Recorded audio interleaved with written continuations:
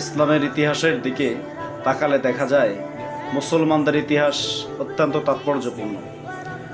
মুসলমানরা পৃথিবীর বিভিন্ন আনাচে কানাচে তারা তরবারির জোরে নয়, তারা ভালোবাসা দিয়ে পুরো বিশ্বে ইসলামের সুশীতল বাতাস পৌঁছে দিয়েছে।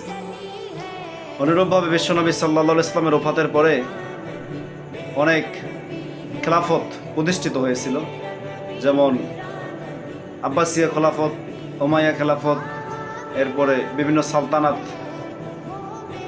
মুসলিম বিশ্ব শাসন করেছে।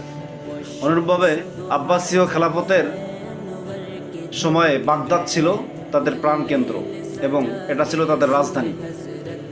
চেঙ্গিস খানের নাতি হালাক্কু খান এক রাত্রের ব্যবধানে, 24 ঘন্টার ব্যবধানে প্রায় 10 লক্ষ মুসলমানকে সে হত্যা করে। তাই গ্রিস নদীর পানি 12 কিলোমিটার পথ পর্যন্ত মানুষের রক্তে লাল হয়ে যায়। এবং সেই সময়ে জ্ঞান বিজ্ঞানের একটি প্রখ্যাত জায়গা বাইতুল হিকমা, যেটাকে আল মামুন তৈরি করেছিলেন, বাইতুল হিকমাতে প্রায় 4 লক্ষাধিক বই ছিল।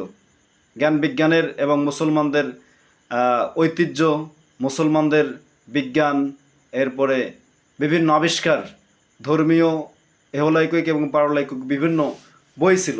সেই কেতাবগুলো তারা জ্বালিয়ে দিতে থাকে, পুড়ে ফেলতে থাকে এবং সেই সাথে শতাব্দীর পর শতাব্দী মুসলমানদের অর্জিত জ্ঞান এই হালাক্কু খান এবং তার পেশোয়ার সেনারা সেগুলো নিমিষে শেষ করতে থাকে। অনুরূপভাবে তারা খলিফা মুস্তাসিম, তাকে তারা ঘোড়ার খুরের নিচে পিষ্ট করে তাকে হত্যা করে। তাহলে এই কথাগুলো থেকে আমাদের জ্ঞান নেওয়া প্রয়োজন, আমাদের নিজের বিবেককে জাগ্রত করা প্রয়োজন।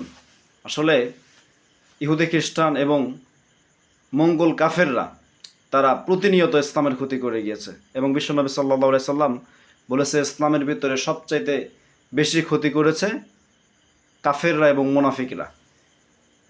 বিশেষ করে রাসূল সাল্লাল্লাহু আলাইহি ওয়াসাল্লাম খ্রিস্টান এবং ইহুদির কথা বলেছেন।